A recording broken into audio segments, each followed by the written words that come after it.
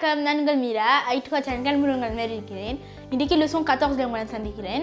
போன பாடத்தில் நான் ரெஸ்டாரண்ட்டுக்கு போய்க்க யூஸ் பண்ணக்கூடிய வொக்காபுலரியை சொல்லி தந்திருந்தேன். நான் அந்த வீடியோவை நிறைய பேர் பார்த்துருக்கிறீங்க, நிறைய பேர் ஷேர் பண்ணியிருக்கிறீங்க. அதுக்கு ரொம்பவே தேங்க்ஸ். லெசன் 12 நான் உங்களுக்கு சலுட்டாசியம் என்ற ஒரு பாடம் சொல்லி தந்தேன், அதாவது உபசரிப்பு முறைகள்.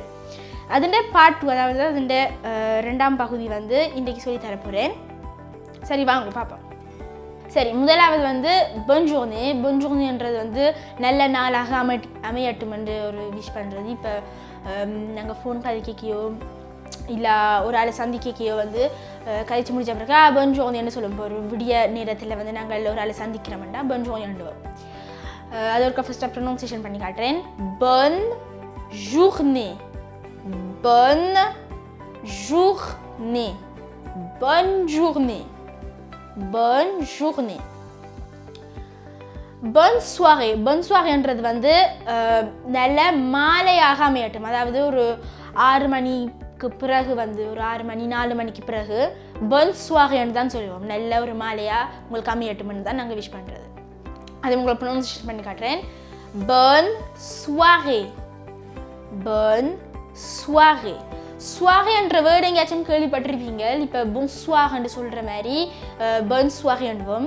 soirன்றது கூடுதலாக ஒரு 6 மணி ஏற்கனவே சொல்லியிருக்கிறேன். ஒரு 6 மணிக்கு பிறகு soir. சரி, அடுத்தது bonne nuit.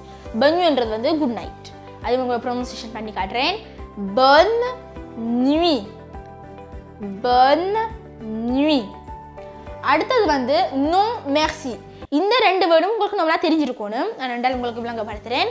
நோன்றது இல்லை, மெர்சின்றது நன்றி. ஏதாச்சும் இப்போ ஒரு ரெஸ்டாரண்ட் போகிறீங்களோ இல்லை ஒரு அப்பாயின்மெண்ட்லேயும் சில நேரம் கேட்பினோம், ஒரு ஆக்கின்ற வீட்டை போகிறீங்களோ, அதை ஒரு விஷயம் கேட்க உங்களுக்கு வேண்டாம்டா நோ மெர்சின்னு சொல்லணும். இல்லை, நன்றி. அதுதான் அதோட மீனிங். இதே ஒரு ப்ரொனவுன்சியேஷன் பண்ணி காட்டுறேன். non merci, non merci, non merci. அடுத்தது non pas du tout. நோன்றது இல்லை, pas du toutன்றது இல்லை, சுத்தமாக இல்லை. அதை இன்னும் ஷேர் பண்ணுறது. இப்போ ஒரு விஷயம் நாங்கள் ஒரு டவுட் கேட்குறோம்டா அதை இன்னும் உறுதியாகிறதுக்கு non pas du tout, இல்லை, சுத்தமாக இல்லை, அப்படி இல்லைன்னு சொல்கிறது. இப்போ எக்ஸாம்பிளுக்கு ஒரு விஷயம் என் ஃப்ரெண்ட் என்கிட்ட கேட்குறாண்டா அதுக்கும் இதுக்கும் சுத்தமாக சம்மந்தம் இல்லைண்டா non pas du tout, non pas du toutன்னு சொல்லுவோம். அப்படின்டா இல்லை, சுத்தமாக இல்லை, அப்படி சுத்தமாக இல்லை. non pas du tout, non pas du tout. No என்று சொன்னாலே நம்மள காணும். ஆனால் pas du tout என்று நாங்கள் ஆட் பண்ணிக்க அதை என்ன உறுதியாக்குறது, இல்லை, அப்படி இல்லை என்று உறுதியாக்குறது. இது உங்களை ப்ரொனவுன்சியேஷன் பண்ணி காட்டுறேன் திருப்பி. non pas du tout. நீங்களும் சேர்ந்து சொல்லுங்க. non pas du tout, non pas du tout. சரி, அடுத்தது absolument pas. அதுக்கும் அர்த்தம் இல்லை, சுத்தமாக இல்லை. அந்த இல்லைன்றது உறுதியாக்குறது தான் absolument pas. இப்போ அது அந்த நோ pas du toutன்ற மாதிரி தான் இது. அது சேம் தான். நீங்கள் ரெண்டும் இந்த சிச்சுவேஷனுக்கும் யூஸ் பண்ணலாம். ரெண்டும் சேம் மீனிங் தான். அதுக்கு ப்ரொனவுன்சியேஷன் பண்ணி காட்டுறேன். non absolument pas, non absolument pas, non absolument, absolument pas, non absolument pas. நீங்களும் சேர்ந்து சொல்லுங்க. non absolument pas. அடுத்தது non je pense pas. non je pense pasன்றது அதுக்கும் இல்லைன்னு தான் சொல்கிறது. நாங்கள் ஒரு விஷயம் கேட்க நாங்கள் தமிழில் சொல்கிற மாதிரி தான். இப்போ ஒரு விஷயம் கேட்க இல்லை, இல்லைன்னு நினைக்கிறேன்னு சொல்லுவோம். இல்லை, அது மாதிரி தான் ஃப்ரெஞ்சிலையும். இப்போ இல்லை என்று நினைக்கிறேன், அதாவது இப்போ ஷுர் இல்லை, இல்லை, நார்மலாக இல்லை என்றதுக்கு non je pense pasன்னு தான் சொல்லுவோம். ஓகே, இதில் je pense pasன்றது இருக்குது. ஆனால் உண்மையான நாங்கள் எழுதிக்க je ne pense pas. இதில் ne வரும். je ne pense pas.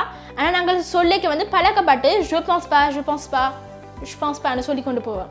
ஆனால் உண்மையான French je ne pense pas. நீங்கள் அது ஓரல் நீங்கள் கதை கேட்கும் இதை யூஸ் பண்ணலாம். non je ne pense pas, non je pense pas, ரெண்டும் கிட்டத்தட்ட சேம் தான். அது பிள்ளை தான். நீங்கள் கதை கேட்க பிள்ளை தான். non je pense pas என்று சொல்கிறது பிள்ளை. அதனால் இப்போ நாங்கள் ஃப்ரெஞ்சில் கதை கேட்க அது பிள்ளையை தாண்டி அப்படி நாங்கள் கதைக்கிறோம் நாங்கள். அப்போ நீங்கள் அதையும் யூஸ் பண்ணலாம். சரி, அடுத்தது oui bien sûr. oui bien sûrன்றது ஓம் கண்டிப்பாக ஓம், அதாவது அந்த ஓமை வந்து உறுதியாக்குறது. இப்போ இல்லை உறுதியாக்குற மாதிரி ஓமை உறுதியாக்குறது வந்து oui bien sûrண்டா ஓம் நீங்கள் கண்டிப்பாக ஓம், அதுதானே அர்த்தம். அது உங்களுக்கு ப்ரொனன்சியேஷன் பண்ணி காட்டுறேன். non je ne pense pas, pronunciation பண்ணி காட்டுறேன். non je ne pense pas, non je ne pense pas, non je ne pense pas. நீங்களும் சேர்ந்து சொல்லுங்க non je ne pense pas. அடுத்து வந்து oui bien sûr, oui bien sûr, bien sûr, oui bien sûr. oui என்றது ஓம், அது உங்களுக்கு தெரிஞ்சிருக்கு. tout à fait, tout à fait என்றது வந்து ஓம் என்ற ஒரு மீனிங் தான்.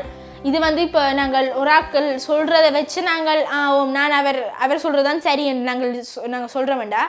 oui tout à fait என்று சொல்லுவோம், அதாவது ஓம் அது அவர் சொல்கிறது உண்மைதான். ஒரு விஷயம் ஒரு ஆள் கதைக்குது என்றால் இப்போ நீங்களும் அது சொல்கிறத வந்து நீங்கள் அக்செப்ட் பண்ணுறீங்கள் என்றால் oui tout à fait ஓம் அதான் நடந்தது ஓம் அதான் சொல்கிறதுக்காக வந்து tout à fait யூஸ் பண்ணுவோம். oui tout à fait யூஸ் பண்ணலாம், இல்லை tout à fait தனியாக யூஸ் பண்ணலாம், ரெண்டும் சேம் தான். oui tout à fait வந்து நீங்கள் oui ஆட் பண்ணுறீங்கன்னா இன்னும் அதை உறுதியாக்குமே ஒழிய வேறு ஒரு டிஃபரன்ஸும் இல்லை. சரி, இப்போ இதை ப்ரொனன்சியேஷன் பண்ணி காட்டுறேன். tout à fait, tout à fait, tout à fait. இதில் வந்து டூ தாண்டு வருது. இது வந்து டூ டீ முடிகிறனால வந்து தாண்டு வாசிக்கிறது. ஆனால் டூ அஃபே தான் எழுதி இருக்குது.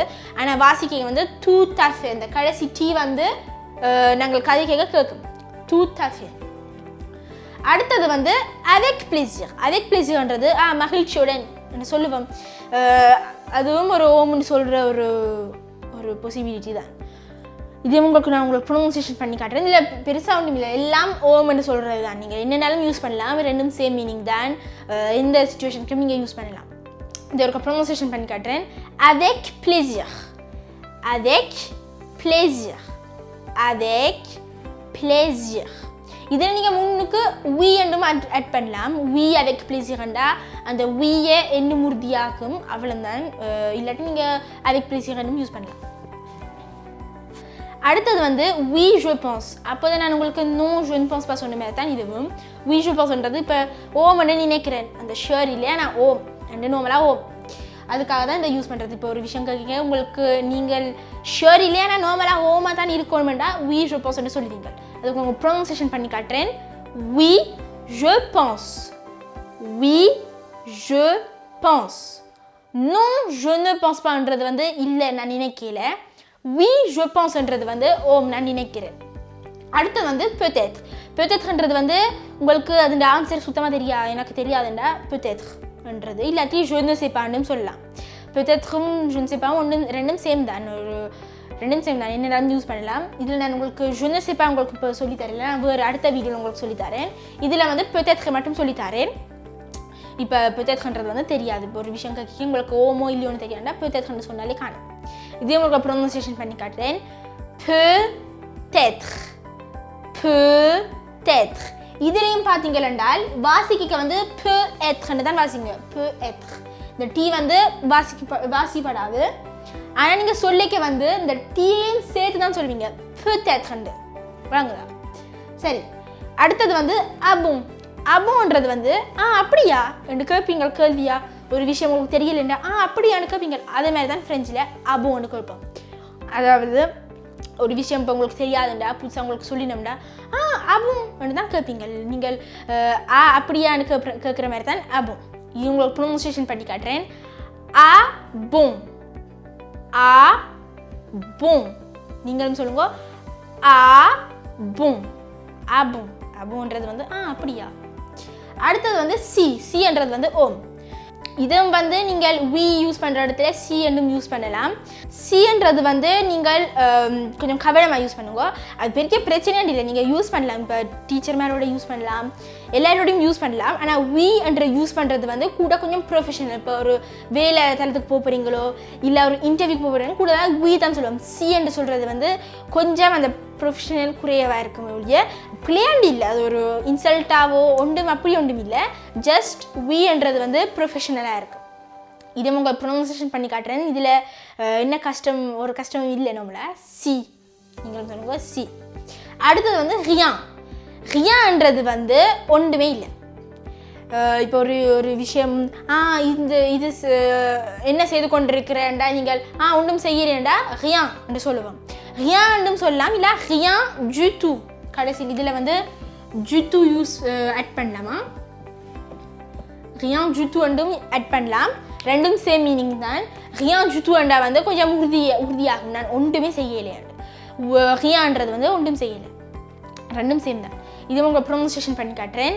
ரியான், நீங்கள் சொல்லுங்க ரியான், ரியான், ரியான் ஜூ டூ, ரியான் ஜூ டூ, ரியான் ஜூ டூ.